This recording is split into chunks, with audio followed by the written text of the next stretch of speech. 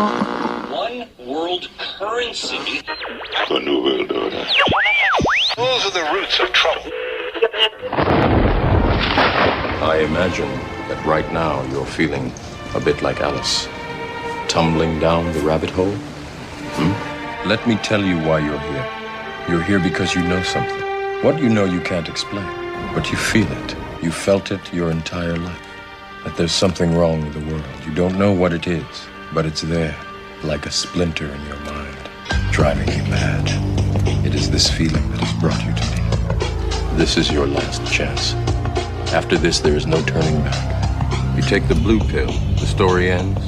You wake up in your bed and believe whatever you want to believe. You take the red pill, you stay in Wonderland, and I show you how deep the rabbit hole goes. All I'm offering is the truth, nothing more.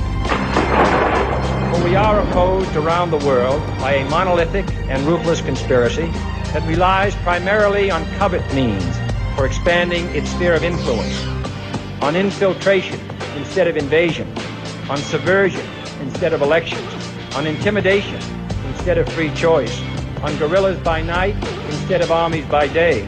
It is a system which has conscripted vast human and material resources into the building of a tightly knit, highly efficient machine that combines military, diplomatic, intelligence, economic, scientific, and political operations. Its preparations are concealed, not published. Its mistakes are buried, not headlined. Its dissenters are silenced, not praised. No expenditure is questioned, no rumor is printed, no secret is revealed. But I am asking your help in the tremendous task of informing and alerting the American people. And now, welcome to another episode of Down the Rabbit Hole. Here's your host from federaljack.com. It's Popeye. Ladies and gentlemen, welcome to tonight's broadcast. It is October 12th, 2012.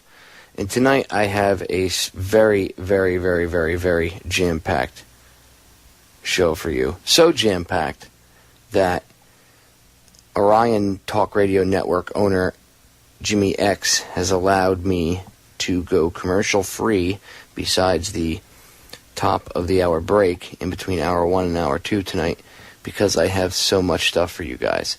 So I want to give a big thanks to Jimmy X. Appreciate it. Tonight I'm going to be playing a bunch of audio for you, stuff that I've been wanting to get across and have people listen to, but I just have not had a chance to do it. You know, wanting to do it and actually having the time to do it are two different things. So I set aside tonight, as I said, with permission from Jimmy, to get into these two pieces of audio, these two key pieces of audio that I want to play. The first thing I'm going to be playing for you guys tonight is a documentary, the audio from about a 45-minute long documentary about drones and about the future of drone warfare here in the United States of America and throughout the rest of the world, but focusing here in the U.S. Now, as many of you know already, we already have a ton of drones in service, and they're flying over our heads right now as we speak. Circling over, if you live in a border state, they're circling over you, watching what you do, all in the name of freedom, of course. And now, I believe it's the Pentagon wants to start to use them for security purposes, they say, here in the United States. Really. And we were all crazy a couple years ago, too, right, when we said that they were going to use the GPS coordinates that they gathered from people's homes when they were doing the 2010 census. And everybody said, oh, there's no way that they would use those GPS coordinates to do any harm to you or come get you or do anything. Well, now they just have drones circling overhead, so if they want, they can drop a 2,000-pound JDAM on you. And don't think that they won't do it. Don't think that they won't hit you with a Hellfire missile or something. I mean, it's coming. It's really coming. And if you don't believe me after you hear the audio tonight, you're going to be like, whoa, for real. You're going to be really surprised. So make sure you stay tuned in for the full first hour here, commercial free. I'm going to be getting into the future of drone warfare here in the United States. So strap yourselves in, ladies and gentlemen, because it's going to be a bumpy, bumpy ride. Are you ready to go? Because I am. Here we go. The future of drone warfare. Humans are still the cause of war, but more and more, we're not fighting them. Humankind is at a 5,000-year-old monopoly on the fighting of war, and that's breaking down in our lifetime. Unmanned killing machines are a dream come true for Army brass. You're setting up the precedent that people can be killed pretty much at will. In fact, they're such lethal machines, who needs humans? Having people in the loop slows things down. When you can kill people 7,000 miles away, I think there's something immoral about that. I'm Anne-Marie McDonald. This Doc Zone goes to the front lines of remote control war. Robots that kill. In the movies, they portray a future that has gone terribly wrong.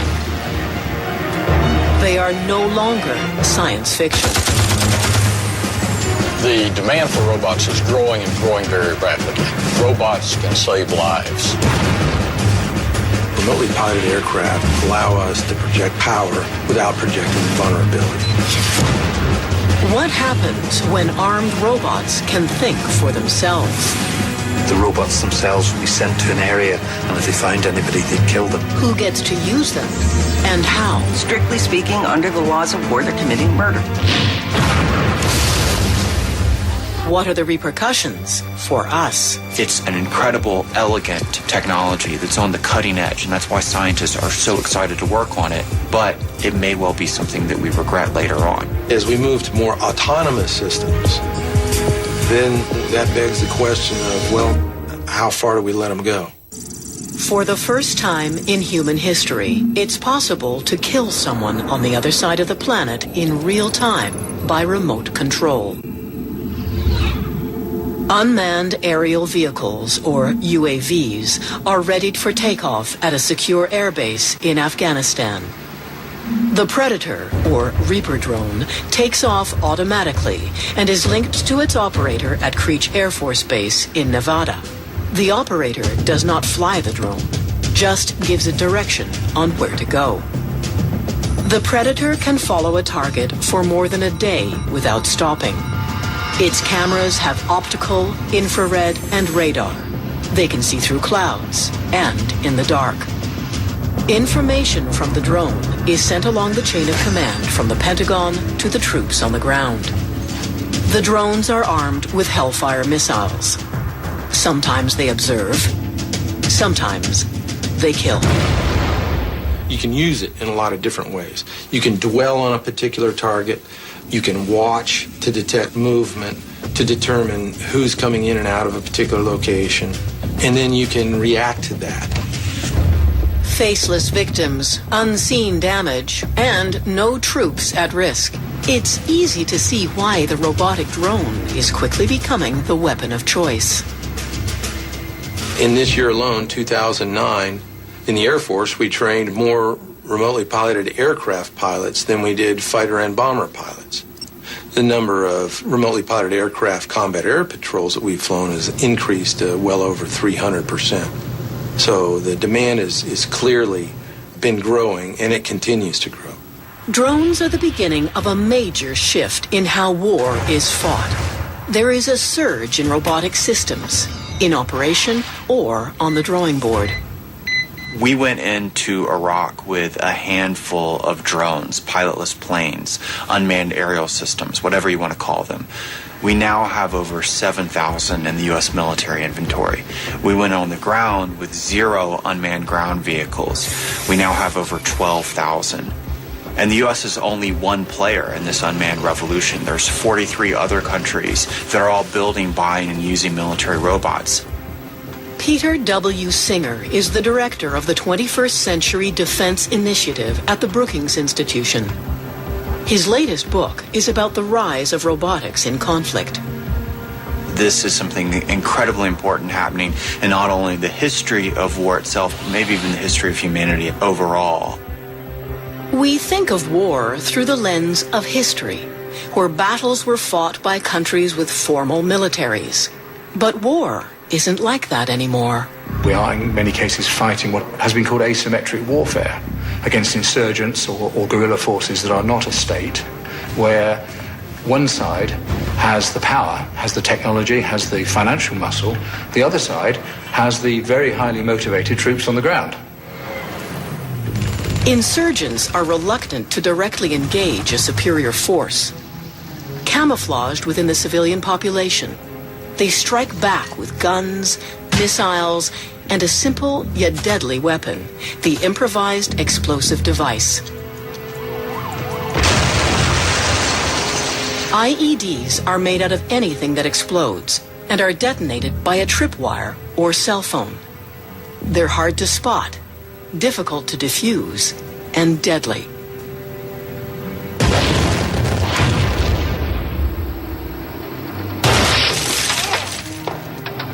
ID.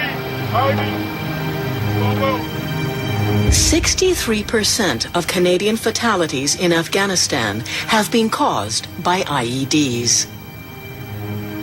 These crude weapons support the primary goal of an insurgents' war. Kill enough of the occupiers, and they will leave. But now, there is a way to combat the threat. The Army tells us that 52% of their casualties come at first contact with the enemy. We say, what a great job for a robot. Robots can save lives.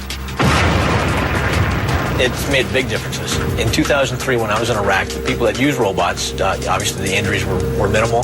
Those that did not use robots were catastrophic. You know, I've heard from guys that said the robots have saved their lives and continue to save their lives.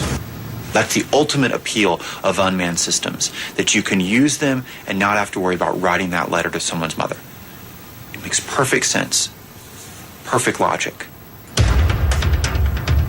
The demand for warbots has created a boom in the robotics industry.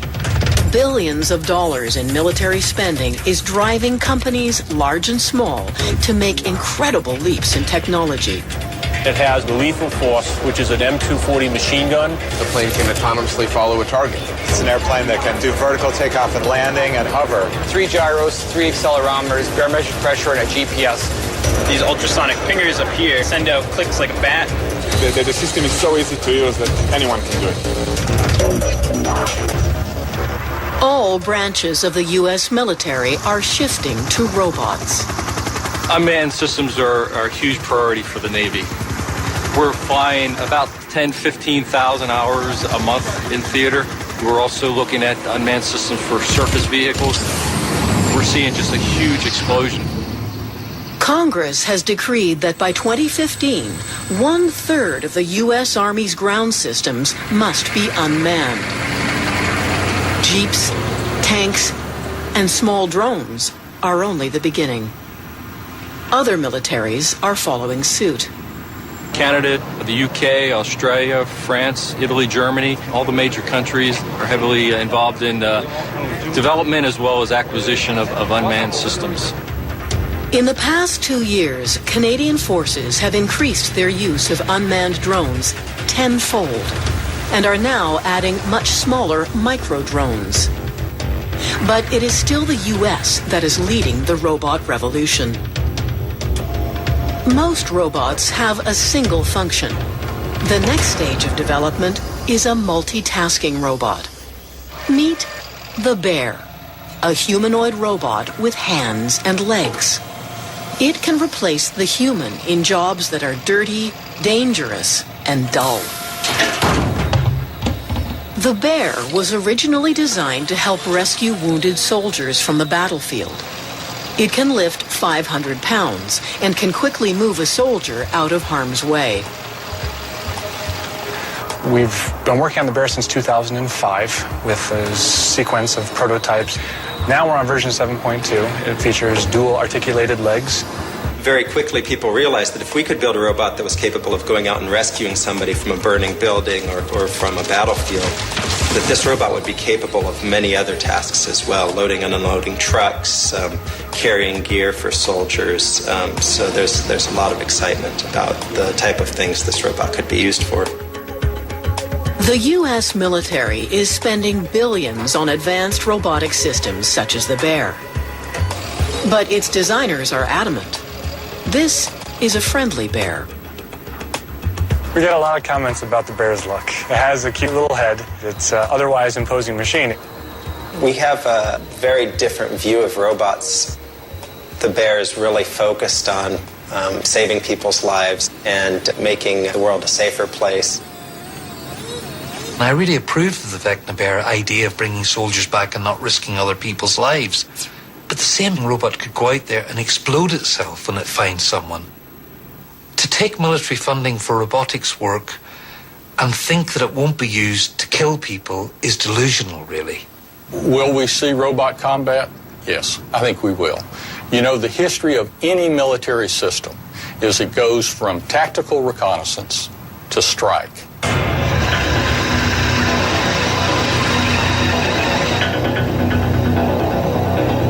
Ground robots have already been weaponized. The Mars is a remote-controlled warbot equipped with multiple cameras, night vision, infrared, and thermal imaging. It can outrun a human and is capable of lethal force. Stop where you are.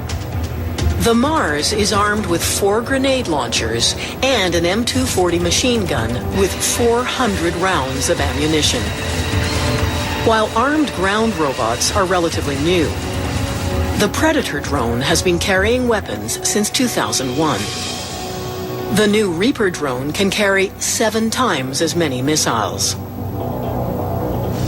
For the United States military, armed drones are an indispensable tool. This isn't just how war will be fought in the future. It's how war is fought right now. We have the Predator Reaper in theater today. When you look at the kill chain, if you have a platform that you can see the target, and if you have a weapon, why not engage the target? Humankind is at a 5,000-year-old monopoly on the fighting of war, and that's breaking down in our lifetime. Seeing bad guys on the screen and watching them possibly get dispatched and then going down the street to Taco Bell for lunch was kind of a surreal effect. Does it not go beyond the pale? Is it okay to use systems that really reinforce game playing? Do we want that kind of mentality about killing other human beings? Jody Williams won the Nobel Peace Prize in 1997 for helping to create the international campaign to ban landmines. So you have to confront the harm you're causing. And when you can sit in Nevada and kill people 7,000 some odd miles away. 2, 1, bombs away. Oh, nicely done, sir. I think there's something unethical and immoral about that. Robot technology may make the battlefield seem a lot like virtual reality. But on the ground, it's not a game. It's real, and it comes with its own kind of terror. New York Times journalist David Rode lived that nightmare. In 2008, he was kidnapped by the Taliban and held in the tribal areas of Pakistan. For 7 months, Rode lived with the threat of being killed, either by the Taliban or by the American drones. You can hear the drones overhead. They sound sort of like a small propeller aircraft circling overhead. You can't really see them very clearly in the sky, and they're able to circle for hours at a time. Rode was moved several times. On the move, in a vehicle, he was more vulnerable, more exposed, and much more likely to be hit. They were nervous about moving around in their cars. There was a sense that they were constantly being watched. And at the same time, they created this real paranoia among the Taliban. There was really, no warning and no sense of where a drone missile was going to strike. We heard a drone overhead, and then at the last second, the sound of a missile coming through the air and then this very large explosion.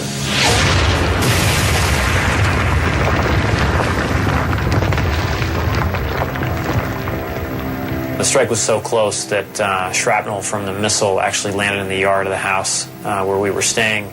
The Hellfire missile destroyed a car in front of the house where Rode was being held. 7 Taliban inside the car were killed. The military claim they only use drone strikes against known enemies. But because insurgents position themselves in populated areas, inevitably civilians get killed. Collateral damage, as it's known, is always contentious.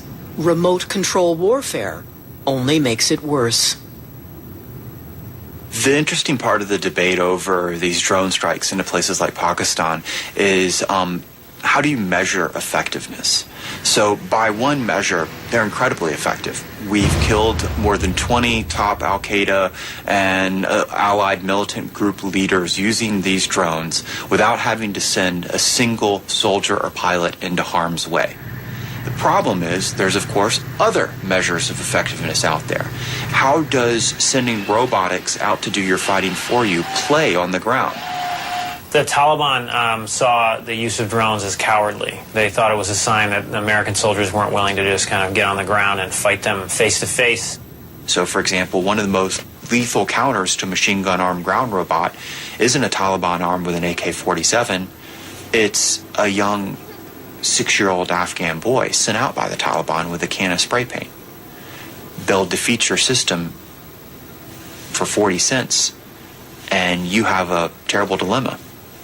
You can either let them defeat your system, or you can shoot a 6-year-old. These things are really complex. My fear is that we may be falling into the very same trap that the Israelis have fallen into in their strikes, where they've gotten very good at killing Hamas leaders, but they've gotten very bad at preventing a 12-year-old from wanting to join Hamas. You may be able to win the war with a remote controlled weapon, but can you win the peace? Can you win the hearts and minds of people? Coming up next, the new frontier. Robots that think for themselves. You have distributed command and control, but concentrated firepower. Very different model of war. Tens of thousands of military robots are in use today, and more of them are carrying weapons. They are changing how war is fought and raising new questions about ethics and the rule of law. As advanced as today's robotics seem, as quickly as the technology is developing, it's still in its infancy. We are today with remotely piloted aircraft where we were about in the 1920s with manned aircraft. We're in the early stages of exploiting their capability.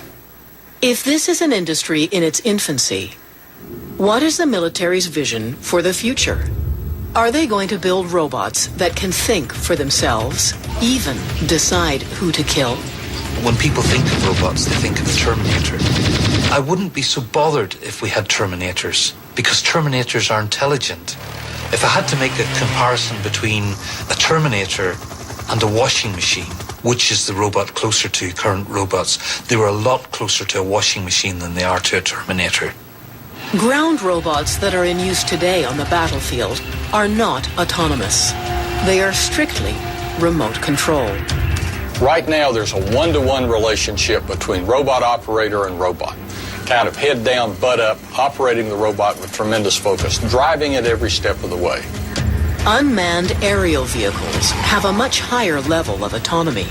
They pretty much fly themselves. Here you have a 3D C4I map of the scenario. You'll get the UAVs and a video projection of each video, which is this video projected on a 3D map.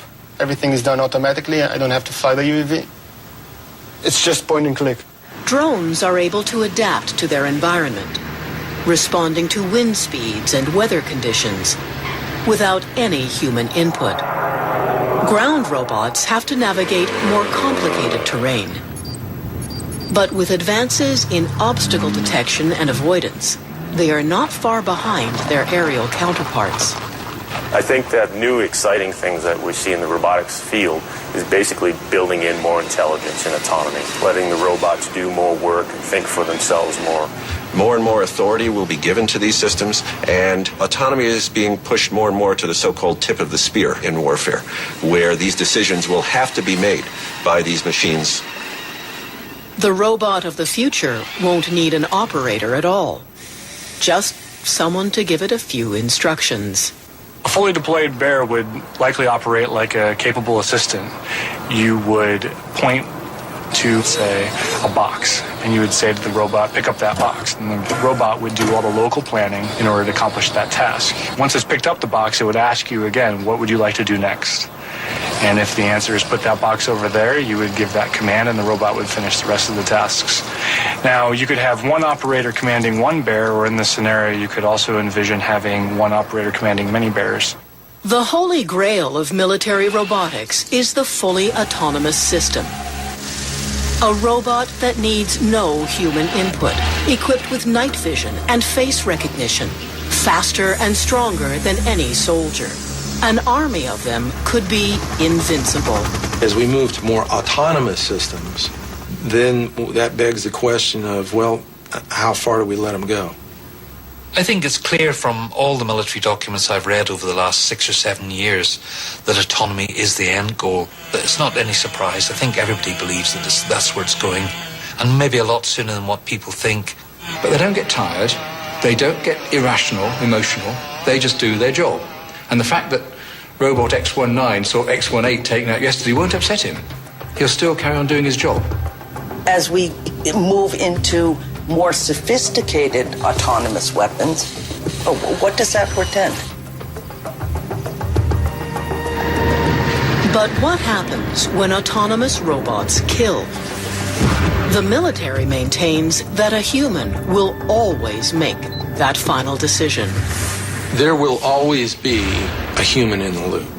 There's no proclivity to turn over the conduct of warfare to a bunch of automated systems. Ain't gonna happen. This mantra of human in the loop is, you hear it so often, it's almost like a catechism that we say to sort of make ourselves feel better. But the irony is that, one, we're constantly changing the definition of what it means to be in the loop. Humans can only make a finite number of decisions at one time. If one operator sends a number of robots into a combat situation, and they all need to make split-second decisions, the human is the weak link. And they're going to have to make decisions at lightning speed as to whether to shoot these people or not. And that's going to be impossible, I think, for a person to do. So I don't think it would be too long before they make that autonomous. Once robots are part of the normal battlefield, their speed will be far greater than our own. Having people in the loop slows things down. Our wetware, our brains operate at a fixed rate. But our brains do give us one advantage over robots: the ability to reason. You have to double check with higher Human judgment is critical in operations on the ground. Programming that kind of decision-making into an armed robot is still beyond technology's grasp. For instance, Marines were standing near an alleyway and they saw insurgents in the alleyway. They immediately became alerted, pointed their machine guns at them, noticed they were carrying a coffin. So what they did was they lowered the machine guns, took off their helmets, bowed their heads respectfully, and let the insurgents pass. So, would a robot know to do that? You could obviously program into it, don't kill insurgents carrying a coffin. And now you're going to have every insurgent in the world carrying a coffin with them. Humans can make mistakes, but the robot has no common sense whatsoever. Even identifying the enemy would be difficult. If you managed to get all the insurgents to wear great big bright purple outfits, then you could pin them down. But at the moment it would be impossible to get a vision system that could work on the difference between a child even and a soldier. When humans make mistakes in warfare, they are generally held accountable. But if a robot does make a fatal mistake, who is responsible? Giving this level of autonomy, giving this kind of distribution of command and control, raises a whole host of accountability questions. It makes the chain of command very tough to figure out. If it goes outside the range of the rules of engagement that were programmed into it, who's committed the war crime? Clearly, there has been one, but is it the person who designed the system? Is it the person who programmed it for this particular engagement? Is it the person who trained it, taught it how to recognize different types of target? Robots are moving closer to thinking and acting like humans. But every advance complicates the issues of accountability and ethics. Now, a new form of warbot is being developed with an artificial intelligence that is a world away from human reasoning. Almost like a swarm of bees or ants or a wolf pack, you have distributed command and control, but concentrated firepower. That is, everyone making their own little decisions, but then they find what they're hunting for, and then they coalesce and gather around them and then overwhelm them. Very different model of war. It's called a swarm, a group of robots focused on a single task. They are one entity with many parts, operating from within a collective hive mind. There is no central leadership within a robotic swarm. By its nature, a swarm cannot be under human control. They kind of organize themselves in an intelligent way and do something that's coherent and really cool. For example, if you all to go through the doorway, it would be an example of them kind of negotiating amongst themselves, so there's no one given leader saying, you go first, you go second. They're all kind of deciding amongst themselves who goes first, who goes second, without a centralized leader or decision maker. It's very difficult. If you've got a big enough swarm, it's really impossible for a human to be involved in this much. They can send them in, they can call them off, but they can't see much what's going on. Too many images, too much data. Next step beyond that would be full autonomy. The robots themselves would be sent to an area, and if they found anybody, they'd kill them. When you move to swarms, now you're looking at maybe one operator who programs the swarm being able to have the potential of multiple effects on multiple targets. Combining swarm technology with micro-vehicles and UAVs is the next step for the Air Force. And it's happening soon. In 2015, our near-term goal is to demonstrate a bird-sized UAV capable of operating semi-autonomously, somewhat by itself, somewhat guided, for up to a week. We're replicating animals because they are around us. They've been proven to be able to fly in these environments at various conditions. One of the 2030 goals has been able to operate a swarm of these vehicles.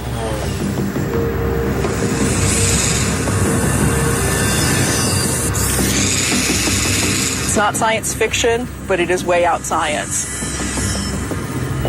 Swarms capable of self-navigation, face recognition, and lethal force are likely inevitable. But will they be used before they can be programmed to reason and discriminate? There's not a chance of people waiting till we can do proper discrimination.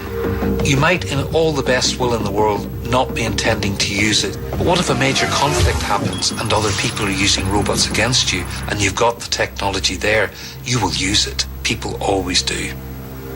If the military had fully autonomous, armed robots, would they use them? Generally speaking, if the target is lawful and you otherwise comply with the law of war, it doesn't matter how you kill him or her.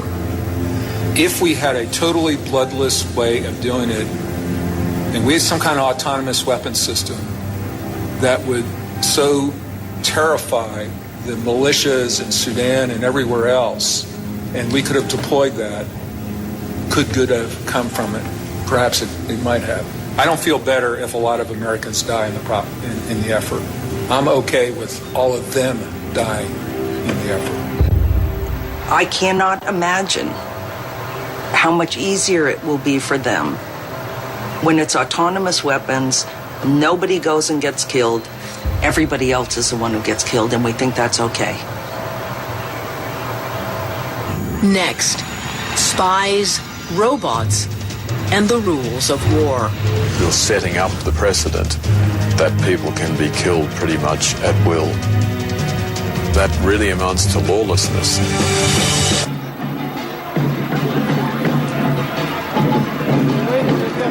Yes, we can! Ground the drones! Yes, we can! Bring them home! Yes, we can! Ground the drones! Yes, we can! You know, it's amazing. People in Nevada are pushing buttons to determine people's lives in Pakistan. You're just mostly killing civilians, 90% civilians. I mean, they want to take one guy out, they'll take a whole wedding party out. I just got to say, to me, it's an awful way to fight a war. These protesters are mobilizing against what they assume is a military operation. But the CIA isn't part of the military. Because you can do more with the technology itself, it means those without military training are starting to make decisions that are military in nature. Over the last year and a half, we've carried out more robotic drone strikes into Pakistan than we did manned bomber strikes during the Kosovo War just a decade ago. So by the measures of the Kosovo War, we're at war. But unlike the Kosovo War, we didn't have a debate about it in our Congress or parliaments or in the UN. The media doesn't report it every night breathlessly like they did the Kosovo War. We just do it because we view it as costless to us. Taliban and Al-Qaeda leaders have fled Afghanistan and hidden out in remote tribal regions of Pakistan. The U.S. military cannot send ground troops or manned planes into Pakistan without a formal declaration of war. But a Hellfire missile fired from 20,000 feet above dispatches a target with no chance of retaliation. It seems like a perfect solution if you're on the other side of the world. War is war. There's no way to pretend that people aren't dying and that there's not, blood and death and violence and tremendous fear. Drones don't eliminate that. They just make it seem more antiseptic for some people. The CIA drone strikes began under the Bush administration. They've been considered so effective that Obama's government has escalated the program dramatically. We have a clear and focused goal: to disrupt, dismantle, and defeat Al-Qaeda in Pakistan and Afghanistan. I mean, there's not even a declared war in Pakistan. Many of the drones are flown by CIA agents. They are not uniformed combatants. They could actually be taken before the International Criminal Court. They're committing murder. Strictly speaking, under the laws of war, they're committing murder. The CIA claims the drone attacks in Pakistan are legal and carefully monitored. But how the rules of war apply is not entirely clear. The military has strict rules about who is targeted and why. But the CIA operates under a shroud of secrecy. We don't know what exactly process is being determined over when a strike happens. How do they determine when there's, for example, too many civilians in the way and when there's not? And most importantly, the people who are making those decisions, do they have the training and experience to do that? The United Nations wanted answers to these questions. They asked Special Envoy Philip Alston to examine the CIA's use of armed drones in Pakistan. In guarded language, he reported that the use of drones for targeted killing is almost never likely to be legal. And he condemned the CIA for its lack of transparency in choosing targets. The report that I just presented to the UN Human Rights Council looked at a whole range of issues. There are strict limits as to who you can target and so on. Now, the concern is that the US Department of Defense pretty much follows those sort of rules and prides itself on doing it professionally. The CIA, on the other hand, as far as we know, does not have such structures in place. Now, it's conceivable that they do. The problem, of course, is that they will say nothing. They don't have rules. That's the whole point. And even if they do, nobody knows what they are, because they're internal and top secret, because if you tell anybody, then they'll know what you're doing. And I keep thinking, hello, the people in Pakistan know what's happening. We pretend that there's no drone program. The people who are being killed know there's a drone program. But for the CIA, targeting and killing terrorists is paramount. The assumption that tends to be made, at least in the United States, is, well, of course you've got to take that person out. There is no other option. The international law response is that really amounts to lawlessness. The cost of taking out these individuals is actually far greater than one thinks, because you're setting up the precedent that people can be killed pretty much at will. Those in power are the ones who write the laws, right? The United States is excellent at doing what it wants, and saying that the other guy doing the same thing is somehow breaking the rules. You can do that if you have the biggest military in the world, apparently. And everybody knows that you're capable of invasion. We've done it a lot. As ground systems, autonomy, and swarm technology continue to develop, will the CIA develop a robot army? And if they do, who else will? This all sounds like a bad Hollywood movie, but I'm not making this stuff up. And so one of the sort of fundamental questions in a revolution in a technology is not only what can you do with the technology, but who gets to use it? What organization should be allowed to use it? What organization should not be allowed to use it? If they can use those autonomous weapons, the sky's the limit, I would say, about what they can use in the future without oversight. It's a future I don't want to think about. Will the robots be coming for us? Risk-free war is risk-free to the military, but it's not risk-free to your civilians.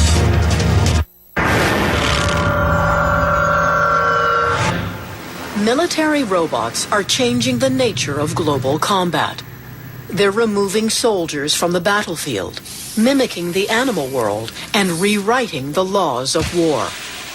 But could they also be turned back on us? These technologies, and in this case we're talking about unmanned systems, warbots. These technologies aren't like an aircraft carrier. They're not like an atomic bomb, where you really do need a large structure, a large industry to be able to put this thing together. How easy is it to make your own UAV? You know, if you can build an IKEA chair, you can build an UAV. Chris Anderson is the editor of Wired magazine. In his spare time, he runs his own website, DIY Drones. It's not totally plug and play. They're not being sold at Walmart yet, but we're not far off. You know, GPS is cheap, wireless is cheap, Wi-Fi is cheap, cameras are cheap, sensors are cheap. It's all getting really cheap. The object of this competition is to build a vehicle that can go around the building, all by itself and for less than $300. People from across North America and Europe have come to compete. The youngest is just 15. The military is pumping billions of dollars into autonomous robots. These hobbyists have a limit of $300.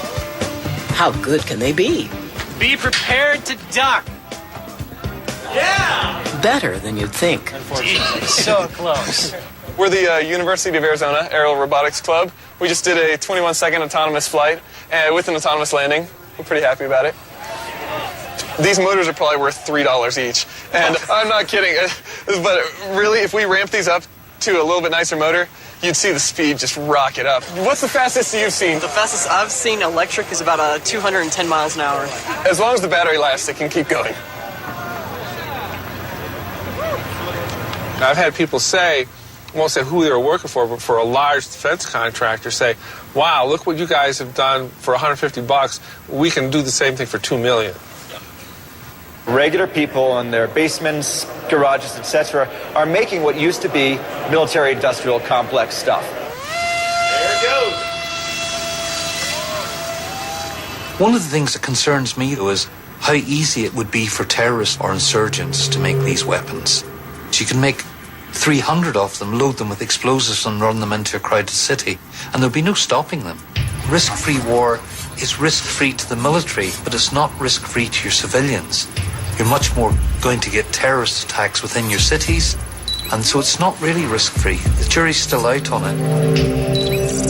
As these technologies of remotely piloted aircraft grow and explode, we're going to face situations where adversaries are going to be using remotely piloted aircraft coming into our airspace. So one of the things that we're working on very hard today is to be able to engage adversary remotely piloted aircraft. One of the big worries that the security forces have is not that they're worried about one of these planes, for instance, coming over, but what if 1,000 of them arrived? You could shoot some of them down, but you wouldn't get all of them. It's not what can you do with technology. It's the should part that's really what's important today and in terms of history. Logic would dictate that drones, now that 40 countries have them, one of those 40 is definitely, at some point in time, going to be an enemy.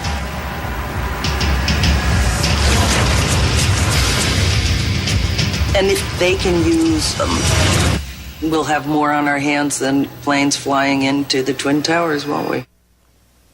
So there you have it, ladies and gentlemen. The future belongs to the Terminator robots that we are building and looking into giving artificial intelligence and the ability to make the decision as to whether or not to kill a human being.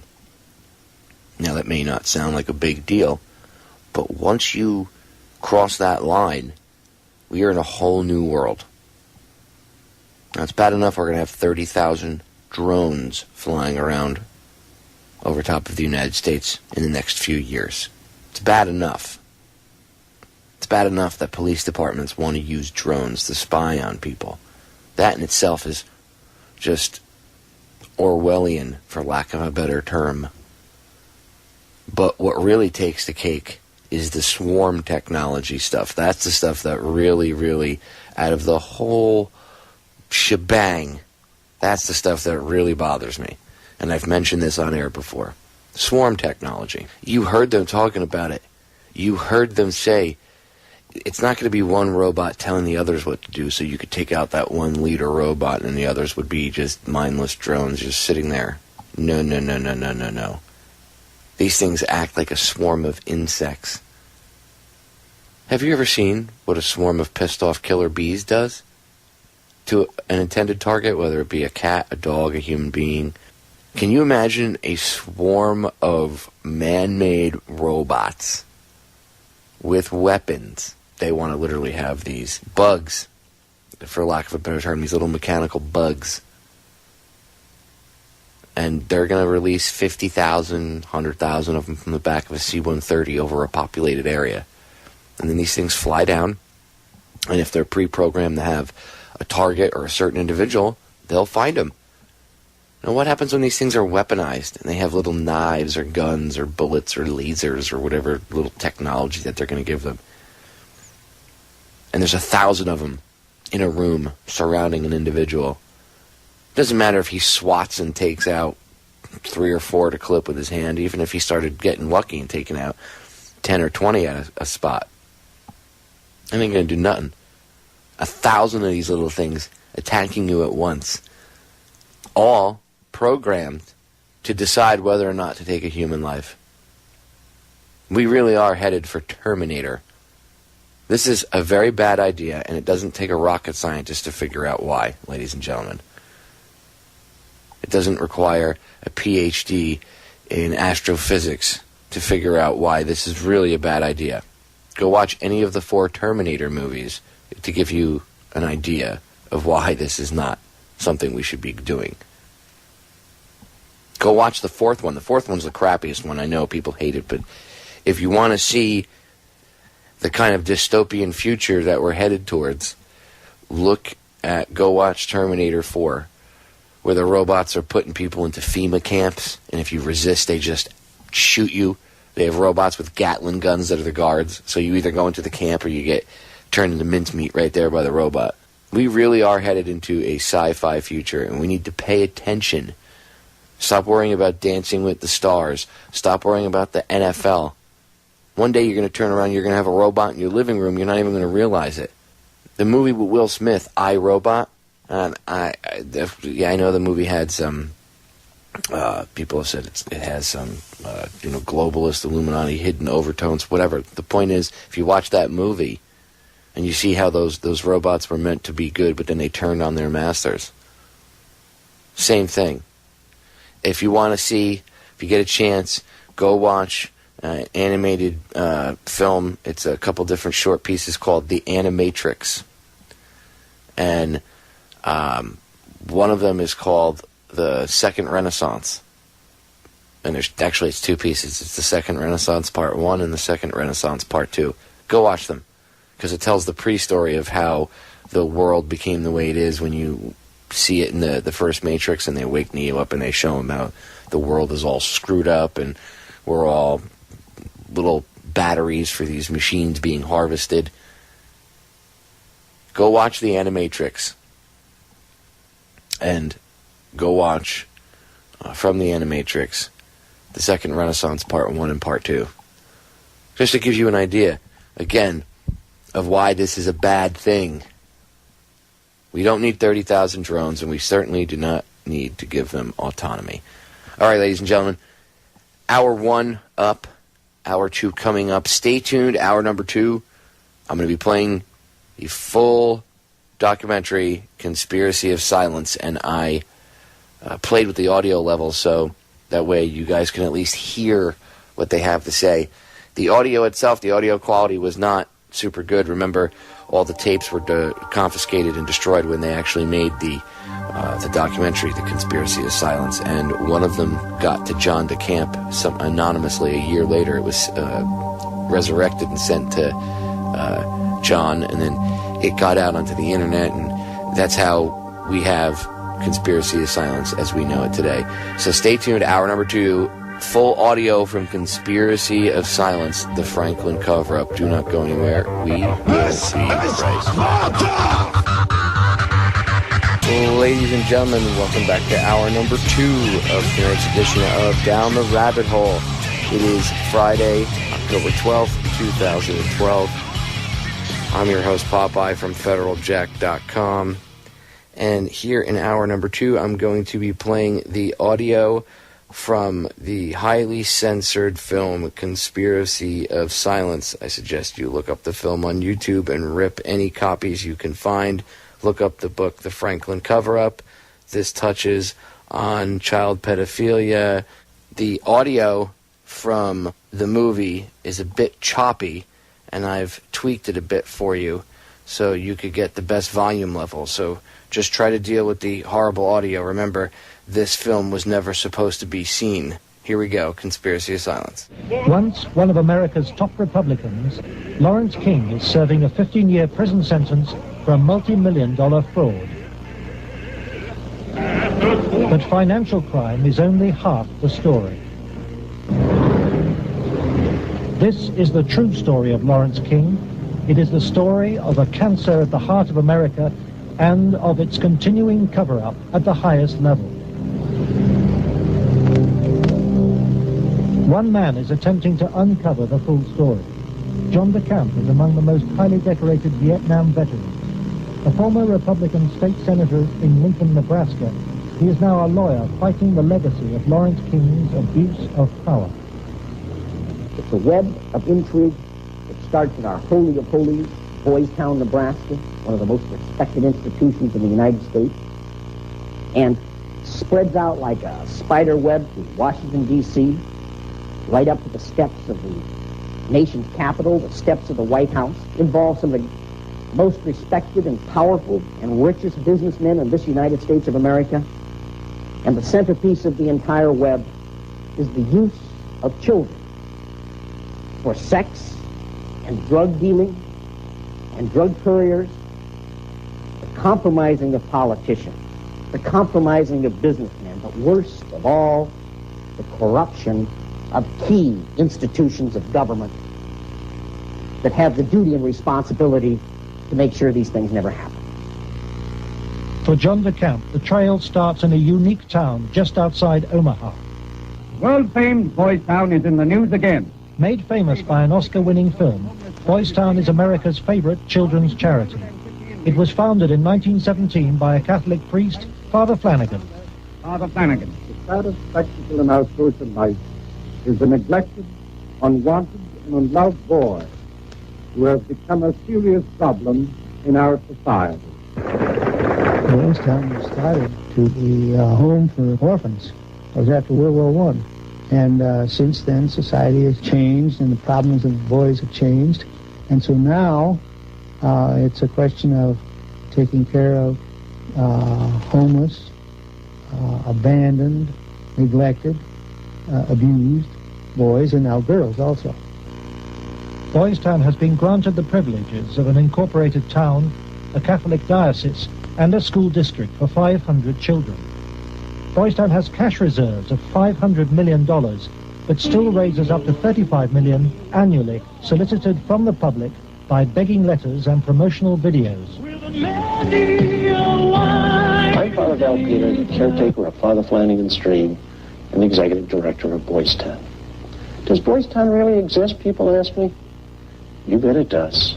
Located in the heartland of America, Boys Town youth have come from many backgrounds and locales. As they graduate, they shall seek new adventures and head for different places. But always, they shall carry with them the spirit of Boys Town. If you'd like to help Boys Town, send your tax-deductible gift to Father Val Peter, Boys Town, Nebraska, 68010. Boys Town, for me, was the first thing I ever heard of when you think of institutions that you respect. Believe it or not, I was there for a while when I was a young boy. When an institution like that gets contaminated, then you better, if you got any decency at all, do something about it or at least get it cleared up. John DeCamp lays the blame for the contamination of Boys Town on the one-time leader of the National Black Republican Council, Larry King. Larry King was the fastest rising black star in the entire Republican Party of the United States during all of the 1980s. And he was also one of the most evil individuals in this country in terms of being a dealer of children, in terms of being a thief, 40 million that they documented he stole, and in terms of using and compromising and corrupting one after another politicians. The base for his network was the Franklin Federal Credit Union, a people's bank in Omaha, Nebraska. Larry King was its general manager.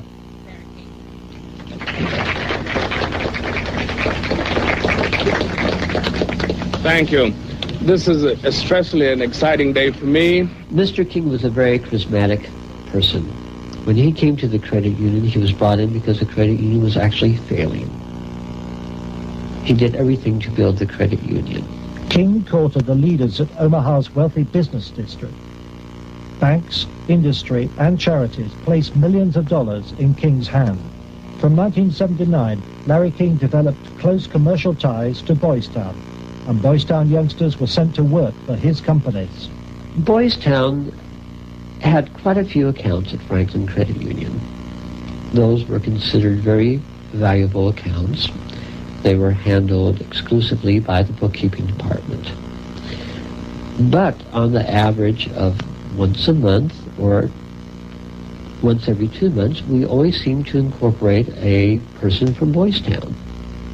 But King used Boys Town not just as a source of young boys for his business. He prostituted them at sex and drug orgies. Paul Benassi was a victim of King's abuse. He was also sent by King to lure Boys Town youngsters off campus. We used to just drive around and go toward the home with them. We used to do some of the scavenger hunts with picking up some of the kids. You know, just kind of win their confidence, become friends with them for a while. Start inviting them to the parties. The kids were 10 years old or older.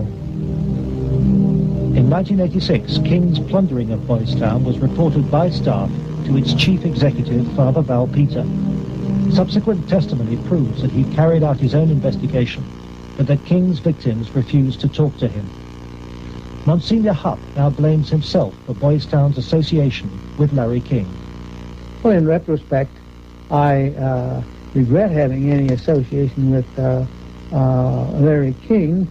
Had I known it at the time, it would never have happened. Could you understand why a very detailed report from a social worker employed at Boys Town, identifying children and identifying their alleged abusers, never saw the light of day? Nothing happened with that. Well, I can understand that, because had I known that had been, I wouldn't put up with that. But is that something like that happened? I don't know. Nebraska has a very clear statute that child abuse allegations should be reported to authorities. They shouldn't be reported to the principal of a school, director of a facility. They should be reported directly to either Child Protective Services or law enforcement. And so Larry King remained free to feed his pedophilic parties with child victims. But in 1988, a routine review brought King's involvement with Boys Town youth to the attention of Nebraska's State Foster Care Review Board. When the information presented to the Foster Care Review Board, either via the telephone reports, the personal reports, or the reports we reviewed, Larry King's name was consistently present as someone that the youth were making allegations against. I would say we handed over at least a foot-high amount of material to authorities, and nothing happened. Omaha police now accept that Larry King may have been abusing children. Good morning, Roberta. But its most senior officer claims the evidence was not conclusive. It is certainly possible that Mr. King was involved in illegal acts with children. If there was sufficient evidence of those types of allegations, he would have been prosecuted by the county attorney's office. For me, it was very clear that the case was not investigated and not pursued because of the alleged perpetrator. Those perpetrators, named by the children, were some of the richest and most influential citizens in positions of power in the state. Men prominent in industry, politics, the media, even the police. We can only name the ringleaders. Besides Larry King, they were department store millionaire Alan Baer and the celebrity columnist of Omaha's only newspaper, the World Herald, Peter Citron. With the judicial system apparently paralyzed, Larry King spent Franklin's money on courting political influence. $10 million went on jewelry, flowers, and private planes. He cultivated contacts in the inner circles of Ronald Reagan's White House. At his palatial homes, 3 in Omaha and 1 in Washington, D.C., he held extravagant parties for the influential and powerful. His lavish spending bought him a protected life. Larry King was constantly heralded, cheered, applauded in the news media as the great businessman that's helping the poor people, the black community of Omaha. The King's extravagance attracted the attention of the Internal Revenue Service.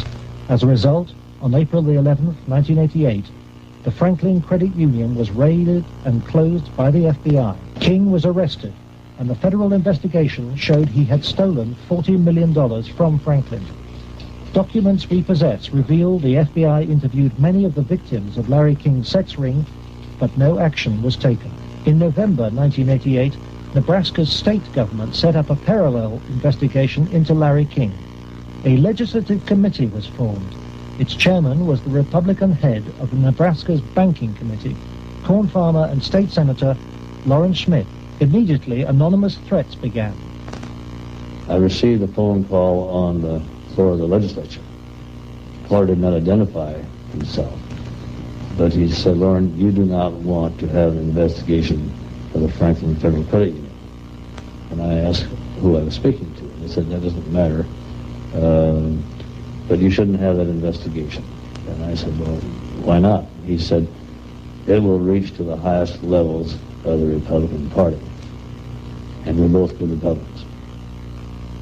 Undeterred, the committee began their investigations, and the money trail led quickly to the original allegations of child abuse.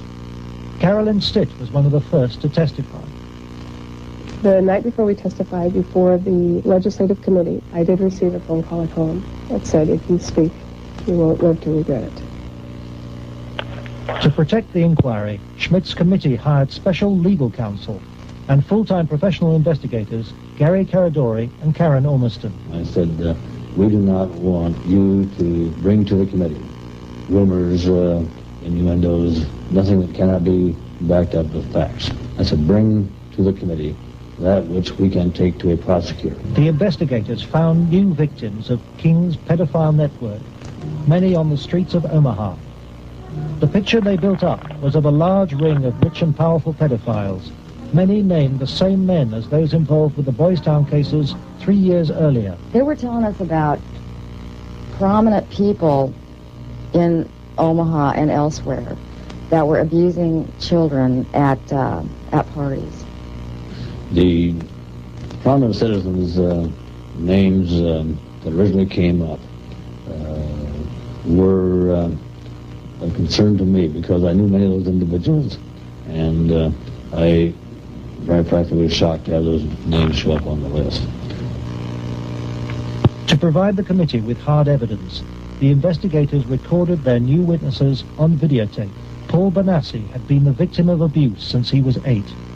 He was present at many of Larry King's sex parties. Caradori traced him to the county jail. He had been convicted of fondling his young cousin. Who were some of these people that would come to these parties? Larry King, Peter Citron, he knows who I feel about that. Like those people. Media personality Peter Citron procured some of his victims from Boys Town. The kids he liked were mainly around the age of probably about 8 and 13.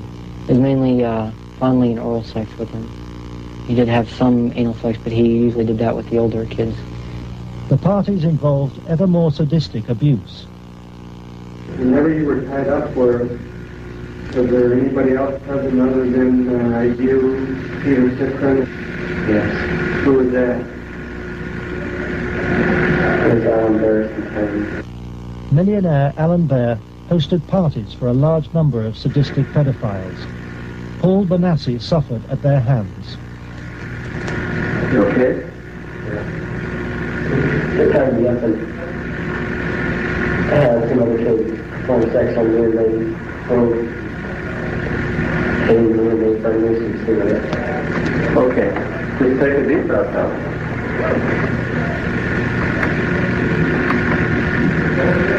And Constable Troy Bonner. Troy Bonner would tie you up? And his dad. Troy Bonner was found by the investigators and his videotape testimony taken under oath. I was shocked when I walked in. There was a kid, I would say about 15 years old, out in the middle of the room. One guy was standing in front of him. He was bent over, and the other guy was like reaching under him, playing with his nipples, while a guy whom Jeff told me was a police officer shoving beads up his rectum. The police officer was shoving beads up his rectum? Yes. Bonner named Alan Bear as the man who introduced him to the sex parties. Alan Bear was a sick fuck. Didn't care, wanted sex, nasty, I don't even know if you can call it sex. Everything, from just, touching to fruit, squash, huge squash, that big around, stuck into your ass, heat things, hot things, poked at you and stuck in you. But the center of the child sex ring was Larry King. Larry King was the same kind of sick fuck Alan Bear was, except Larry King was more violent, more sure of himself, I got those scars on my own one night at a party where Larry King, wanted to see how strong a man we were or something, and have us put your arms together and you would light cigarettes. And as soon as you get burning, you just drop them down between your arms and, let it burn. And they made us stand there naked and touch each other while holding our arms together and burn cigarettes.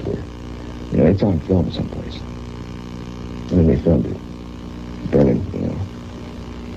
I mean, I would, you know, see him fuck a 10-year-old boy in the ass, you know, until he bled, and, you know, just pull out and stop, and, you know, push him down, and then go out and, you know, meet with decent people. King would also provide underage girls for abuse. Alicia Owen told the investigators she was 15 when she attended her first party, introduced by a Boys Town boy. Caridori discovered her in jail where she was serving a sentence for passing bad checks. I met some guys there that were from Boys Town. And it was at that party that I met Larry King. At the time that I met Larry King, I did not know that he was Larry King. I had met him. It was the first time I'd ever met him. Larry King and Alan Baer frequently hosted the child sex parties in penthouse apartments at the Twin Towers luxury block in Omaha. A lot of it was me handcuffed with my hands behind my head and my feet tied and doing different things. What do you mean? Sometimes there'd be a guy straddling over my face. Okay. Most of the time, Larry King took pictures quite a bit during that time. I know it's difficult. I don't know. Okay. Well, I think I could say no. Okay. But I know. Okay. And you know, Alicia, you're a victim. And at a young age, let's go up camera for a minute. We were appalled. Appalled. I don't even know if it comes across on the video, the way it came across to us in person. It was incredible. It's incredible what these kids went through, I think. Larry King was also here. He came in and we drank and did cocaine. I didn't do much. He turned me on to what Larry King did. Drugs is a strong part of how they got control of some of the kids, because that's what some of the kids were there to get. They would do the sexual acts and then be provided with cocaine or whatever type of drug they wanted. Heroin, you know, I don't know, but that was my drug of choice. You know. Till this day, I remain an addict. You know. And those of us that didn't like to be involved and didn't want to be involved were threatened.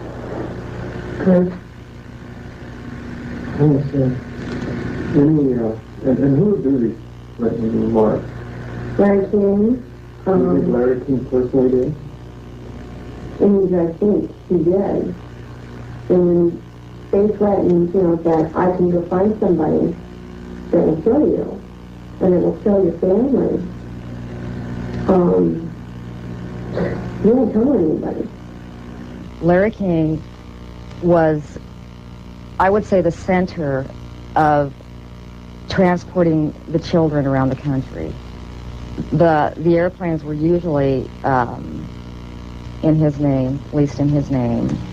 They were paid for by Larry King. So we met them in Pasadena. Met who in Pasadena? We know Larry King was there.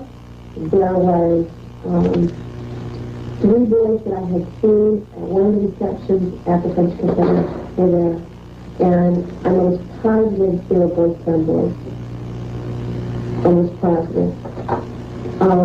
They were there. You mean graduates of Boy Town or present? I think they were present because they were young. Well, how would they get away for a long period of time? I have no idea. Okay.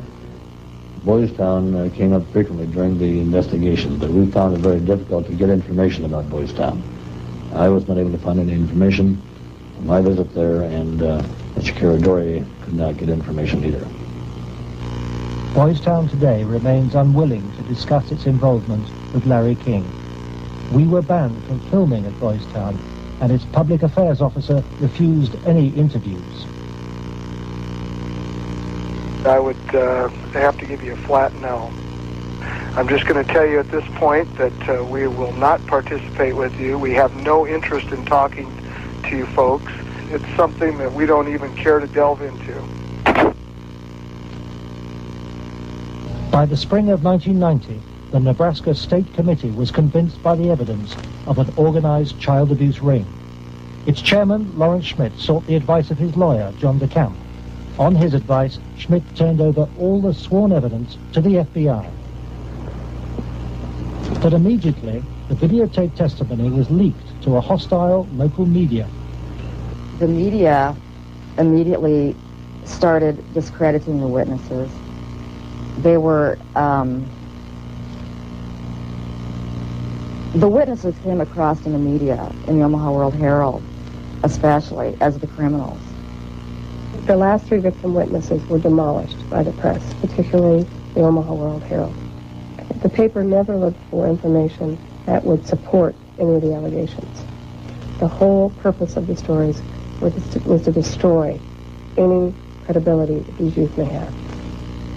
I've heard that people said that Gary Caradori coached me and that he told me what to say, but the fact was I didn't meet Gary Caradori until way after I'd already talked to the Omaha police about the abuse and had named all the same people. Paul Bonassi maintains that neither the FBI nor the Omaha police took his allegations seriously. And they didn't ask me very much about Larry King or even Alan Bear at all. They treated the allegations that I made about the people who abused me almost like a joke.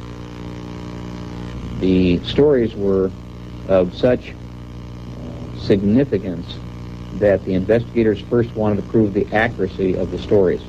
As they set about the investigation of the 3, initially 3 and then a 4th person who were telling the stories, as the investigation developed, it became obvious to the investigators that the information was not accurate, that in fact it was an entire conspiracy of allegations, none of which had any truth to them. I was very disappointed with the way the FBI and law enforcement treated the victims. They, in fact, turned them into the offenders, so to speak.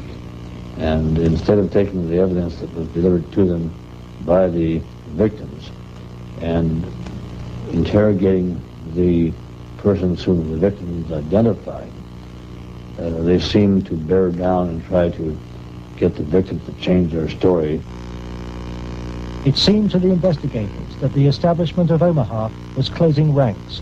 Then Troy Bonner was brought in for questioning by the FBI. The FBI's attitude was, just no, these kind of things don't happen.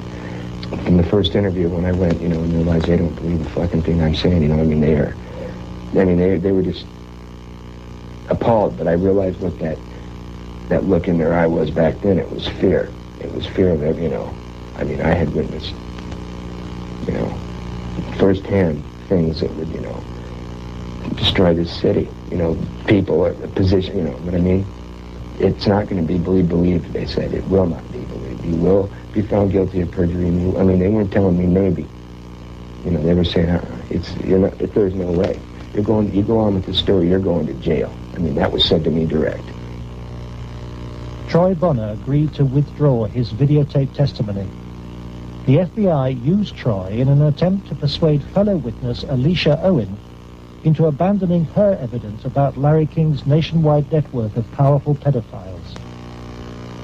We have obtained the recording of the phone call made by the FBI on March the 9th, 1990. It is significant evidence for John DeCamp. This is Special Agent Michael F. Mott. Following will be a consensually recorded telephone call between Troy Bonner and Alicia Owen. Hello. Hi. Hey, what's going on? I'd like to ask you that. Talk to me. No, you talk to me. I don't understand why you're lying. Why are you lying? What are you talking about? That's what I'm asking you. You're calling me why I'm lying? Yeah. You concocted this whole thing, Alicia. You're full of shit. Either tell me what's going on. You're full of shit. Hey, look. Who do you have listening on the line? I have nobody listening to me. I'm listening to you, and I'm hoping you give me some fucking answers. I'll be honest with you. I don't know what kind of game you're playing. I'm not trying to play a game. I'm not going to go to jail for you. And that's what's going to happen. Why would you go to jail? Jail for telling the truth? No, jail for lying. What have you lied about? I haven't lied. Okay, but why are... Listen, shut up. Listen to me. You're not out here being talked to them every day. The pressure's kind of hard. You literally have to have bricks for brains to take on the FBI in this country. And that's exactly what you'd have to do this properly. They now, in my opinion, in my investigation, are the architects of the cover-up. We asked the FBI in Omaha for an interview about its investigation of the Franklin scandal. Larry Holmquist for the FBI here. We feel it would be inappropriate for us to comment. We work this with the Omaha Police Department. We just don't feel it would be appropriate for us to make comments.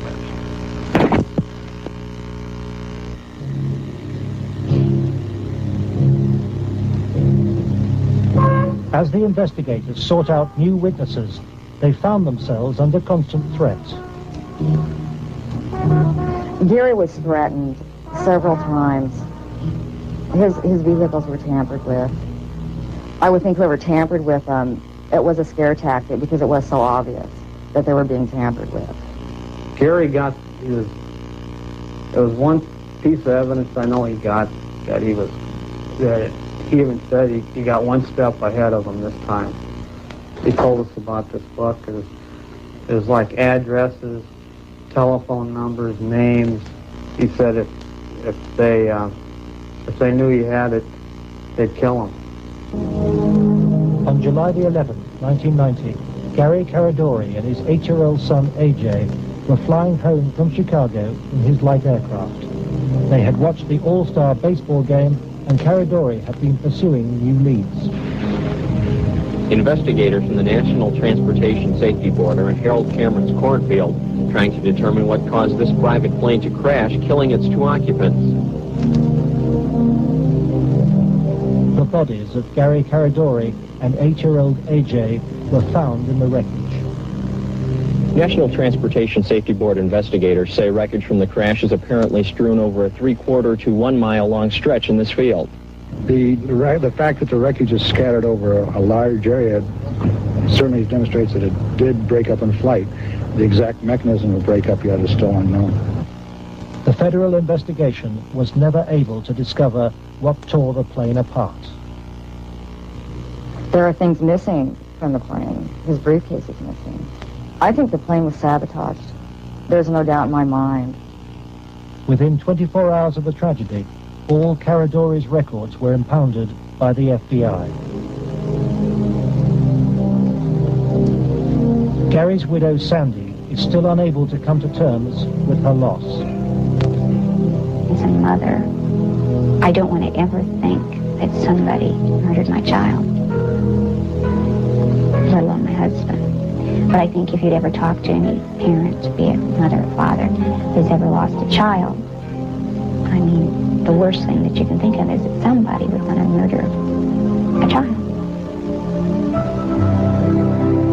I really feel that somebody killed my brother. And inside me, I know that somebody killed my brother. If somebody could help us out somewhere, somebody knows something. And may God help those who did that to him and his family. The effect of Gary's crash on the investigation, I think, in effect, put an end to anybody else coming forward. There are many victims.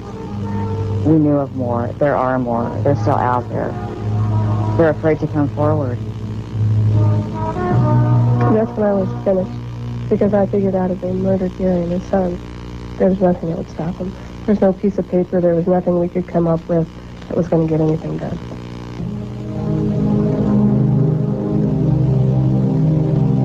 But Gary Caradori's death pricked Troy Bonner's conscience. He promised Sandy that he would tell Senator Schmidt's committee about the FBI's pressure which led him to lie.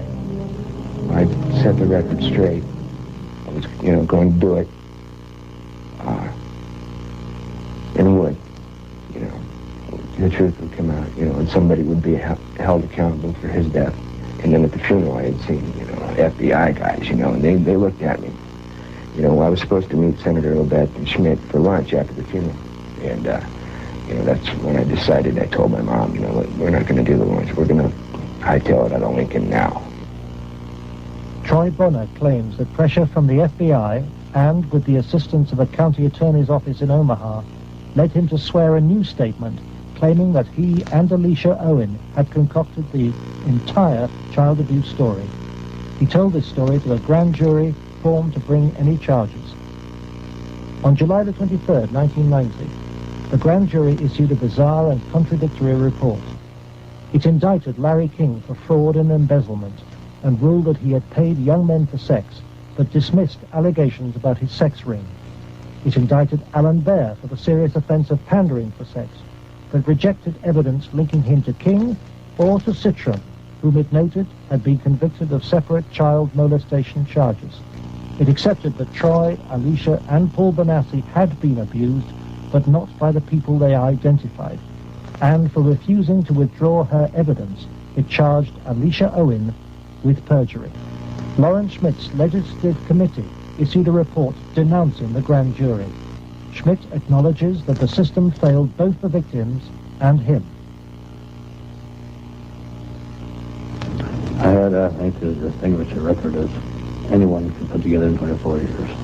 I was told that would be curtailed, and it was. I was told I'd have financial problems, and I did. The message was not lost on most politicians in Nebraska. I think the message that was delivered was if any legislative committee ever tries to conduct a thorough investigation again, the same thing will happen. It has shaken my faith in the institutions of government.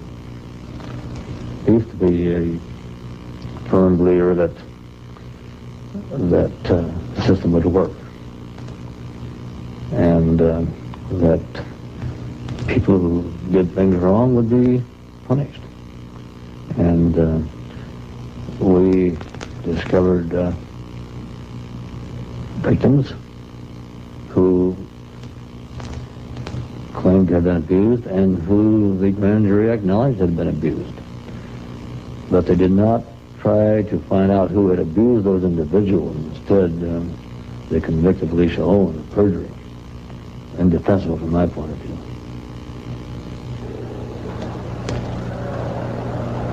The trial took place in July 1991. Troy Bonner testified that the child abuse story had been an invention.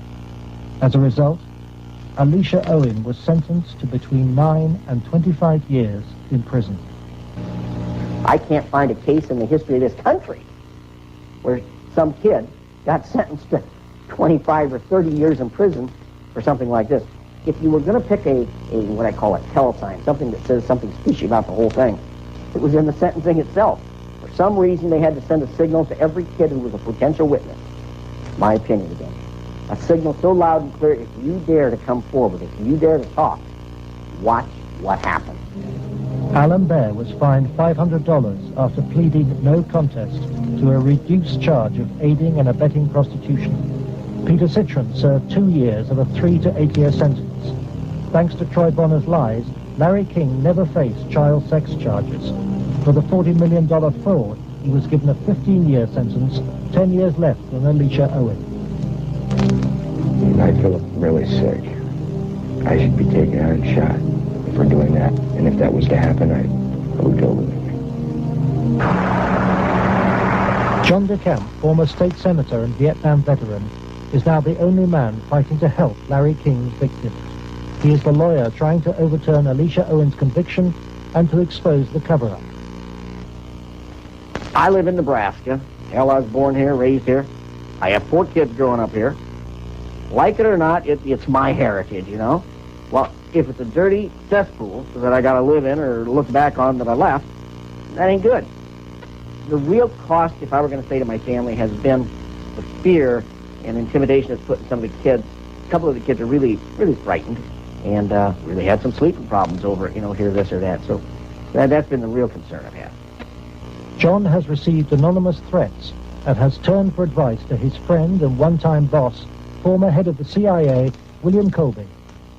Bill Colby told me better than anything. The one thing the bad people can't afford is publicity, and knocking you off right now or doing something obvious to one of your kids would bring them more trouble than it's worth. I said, you have to consider the possibility of some danger to not only your reputation, but to your person. I mean, people do react rather violently to some kinds of charges, or particularly if they're true, there's more apt to be a negative reaction than if they're false. If they're false charges, then they can be reacted to in a normal way, a libel suit or whatever. But if there's truth in it, there can be a danger in that situation. We've seen that happen in other cases.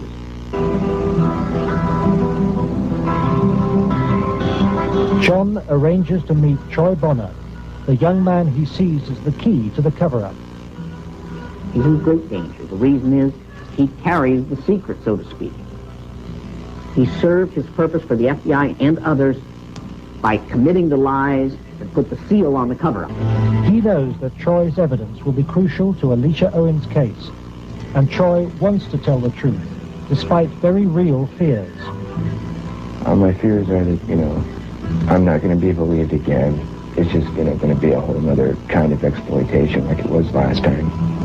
And afraid that that's going to happen, or, it might end up dead, or a loved one might end up dead. Troy has an overriding reason for putting the record straight. Maybe somebody has a better idea. I want this to go forward and have something done so that all those other kids who a lot worse things have happened to can come forward and see that action can be taken. You have to, if you want to protect yourself and your life and your family's life, both now and particularly in the future, is to use the institutions of government that have been set up to protect you and make them work. That means you go into federal court, you go after the people that have done this cover-up, and you expose it so there's no longer any percentage on their part in eliminating you because the secret's out. Yeah, that's why we're here today, to let it out. John's advice to Troy to tell the truth in court puts him at risk of prosecution by the county attorney's office. Potentially, they could decide to charge him with perjury, because now he is telling that they forced me to lie. I did lie at Alicia's trial. I did lie before the grand jury. I did it because the authorities were forcing me to do it, and I was scared for my family. Potentially, they could charge him with perjury this time. Troy's appearance in court will keep Alicia Owen out of prison. She's on bail while DeCamp appeals against her perjury conviction.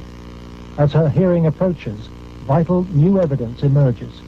Alicia claims that some of Troy's videotaped testimony was withheld from the grand jury which indicted her. The tapes that were shown to the grand jury had been edited.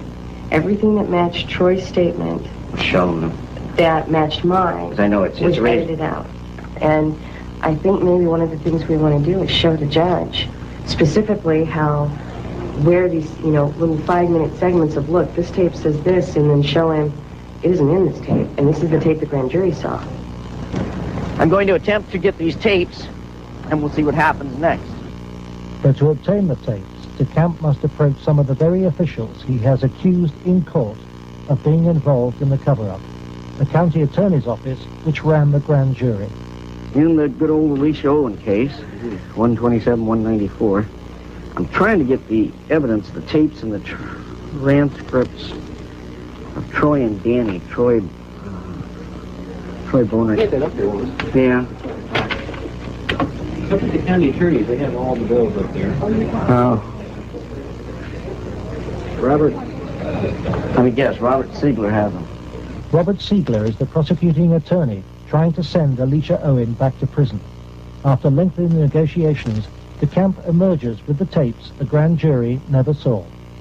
And it was $4,000, about $4,000 cocaine. Okay, in what airline? In more than 2 hours of taped testimony, Troy details trips across America on behalf of Larry King and Alan Baer. Trips for drug deals and sex. It corroborates Alicia's evidence. Fort Worth, like an hour, and then a big plane from Dallas to Los Angeles. Did anybody go with you? Alicia Owen. For John DeCamp, this is the proof of the King sex ring for which he has been waiting. Here it is, so to speak, the smoking gun that they could go out and verify, the corroboration. In other words, the linkage to King that was denied. Cover-up. Organized, planned, deliberate cover-up. The courthouse, Wahoo, Nebraska. The hearing begins. Alicia Owen is ready to testify. So is Paul Bonassi. But there is no sign of Troy Bonner. DeCamp discovers that Robert Siegler has sent the young man a subpoena. Fearing arrest for perjury, Troy has gone into hiding. DeCamp is without his most vital witness. Trying to subpoena him for these facts. Troy, okay? In court, Alicia's case is adjourned. The county attorney's office begins to search for Troy Bonner. But County Attorney Siegler won't say why. You're about to charge Troy Bonner with perjury? Oh, no. Every victim witness who stepped forward in any way, or even was a potential witness that somebody heard about, has either been killed, put in jail under some theory or other, terrified or run out of the state, discredited. Every perpetrator, even the convicted ones, have been treated as conquering heroes. Peter Citron lives in the same house where he abused many of his young victims. Alan Baer lives in the most exclusive part of Omaha. He recently bought a downtown shopping mall. Many of the other abusers named by the children have risen within Nebraska's state government and legal system and within the Republican Party. Obviously, the FBI was protecting something a lot more significant than a bunch of old pedophiles having improper relations with little boys. They were protecting something a lot more significant than a bunch of drug peddlers. They were protecting, in my opinion, they were protecting some very prominent politicians, some very powerful and wealthy individuals associated with those politicians and the political system, up to and including the highest political people in this entire country. In search of the men who protected Larry King, John DeCamp goes to Washington to investigate King's connections in the Republican Party and on Capitol Hill. Paul Bonassi provides him with the evidence that Larry King threw child sex parties here at his rented $5,000 a month Washington house. I was about 14, about 1981. At first it was about 3 or 4 times the first year. After that it was about once a month. Some of the parties, when they started off, were straight political type parties, no sex. And then when some of the men had left, some of the politicians had left, the ones that had planned on engaging in some type of sexual activity, that would come after the party. Some of the kids would be held downstairs in some of the rooms where if they acted up or if they started freaking out because of the drugs that they were on, they'd put them in a room that they couldn't get out of, and they'd lock them in. What kind of drugs? Anything you wanted. Cocaine, heroin, speedballs. You're telling me those things were at these parties where you had Larry King and prominent politicians? Yes. Were they readily available to anybody at the party? At the after parties, they were readily available for anybody. Beforehand, they did it more upstairs than they did anywhere else, and they kind of in the back room. Were any attempts ever made that you know of to expose this situation? As far as I know, nothing's ever been done, and most of the people that were in there had already been, I guess you say, compromised. King's partner was Washington lobbyist Craig Spence. Spence took youngsters, including Bonassi, on private midnight tours of the White House. So you were in the White House then? Yes. And how did you gain access? Well, I came down with Larry King, but Craig Spence was the one that arranged the trip for us. And it was kind of a gift for our services that we were doing. How many times were you on this kind of a trip? I came to it on 2 times. 2 times. And were you used for sex on those occasions? Not until after we left. After you left the White House? Yes. What time of night? It was usually around midnight.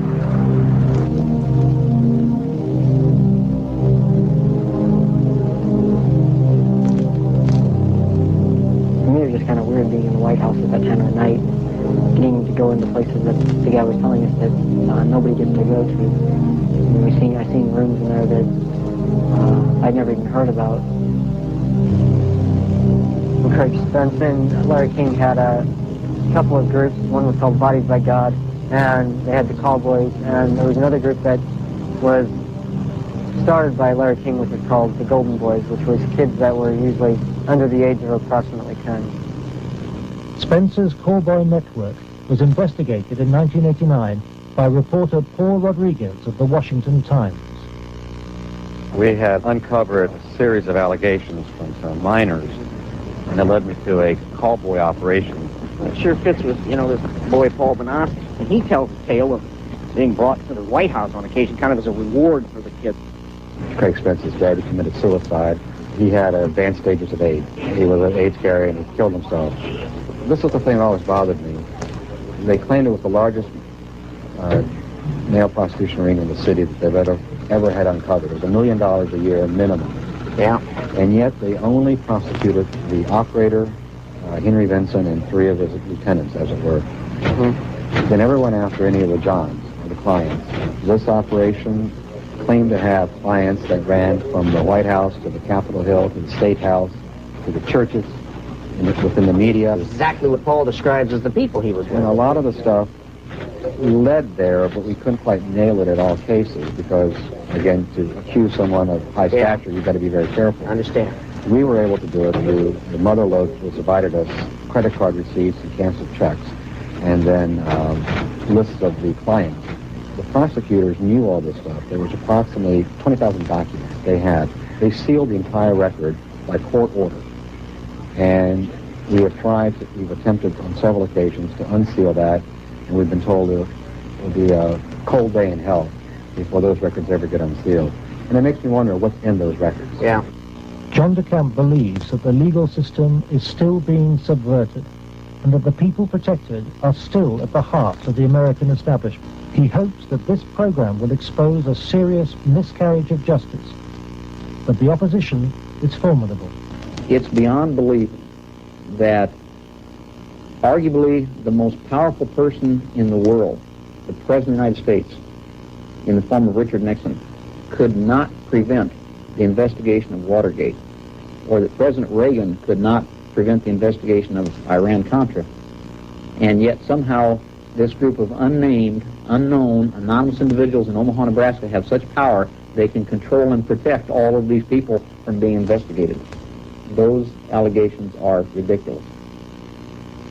Well, first of all, Nixon did cover up Watergate. Number 1. Bush did cover up Iran-Contra, at least officially. And Omaha has successfully covered up this situation. In each case, it was the press that exposed the problem. It wasn't institutions of government. They had been corrupted. They had been compromised. They were the ones doing the cover-up. The Attorney General is now involved. DeCamp's evidence has been passed by William Colby to a senior lawyer in the Justice Department. He did say that the Attorney General's office would be very sensitive to any charges of abuse of children. This was a matter of considerable priority to the department if this sort of thing not take place, and that they would assign an officer to look into the case. For John DeCamp, the story of Larry King's corrupt empire holds a dire warning for all America. If you can control about 3 or 4 key elements, you can totally own a state. You can make right wrong. You can make truth falsehood, falsehood truth.